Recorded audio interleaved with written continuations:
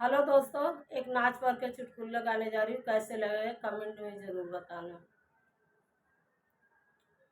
करिया कयतन घुमान चलते लुंगी झारी के ये गोरी। करिया कयतन घुमान चलते लुंगी झारी के ये गोरी।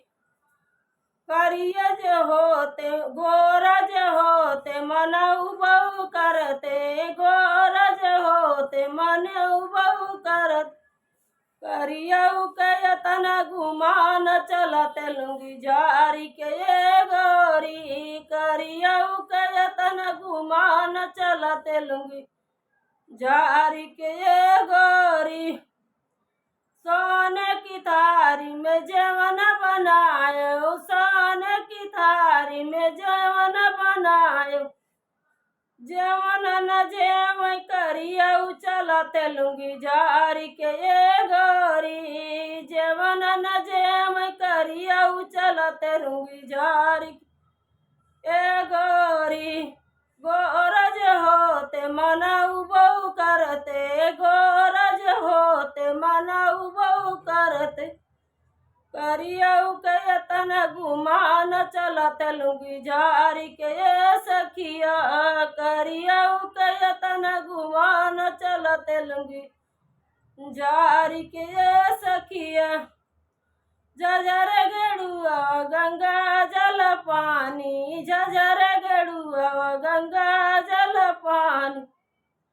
गेड़ुआ न घूट करियऊ चलते लुंगी झारी के ये गोरी।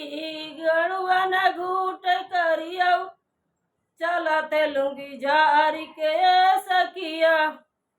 करियऊ कयतन घुमान चलते लुंगी झारी के ये गोरी। करियऊ कयतन घुमान चलते लुंगी झारी के ये गोरी। लाची लवंग से वीर जोराय, लाची लवंग से वीर जोराय। बीरावन कूच करियऊ चलते लुंगी झारी के ये सखिया। बीरावन कूच करियऊ चलते लुंगी झारी के ये सखिया। करियऊ कयतन घुमान चलते लुंगी झारी के ये गोरी। गोरज होते मन उबऊ करते, गोरज होते मन उबऊ करते। करियऊ कयतन घुमान चलते लुंगी झारी के ये गोरी।